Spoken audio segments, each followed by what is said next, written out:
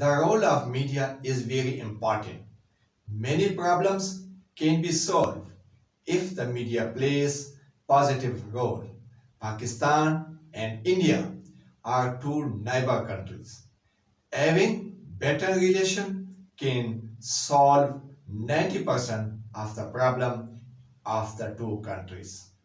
In these two countries where other elements are playing a role for the increased tension, especially the role of Indian media is not hidden from anyone. Instead of negative roles, India media should play positive role to bring closer the both countries. We love Pakistan and Pak Army more than ever.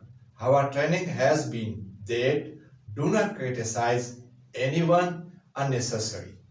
India and Pakistan should learn from the mistakes of the past. Now, India and Pakistan should come closer. Therefore, Indian media should avoid negative propaganda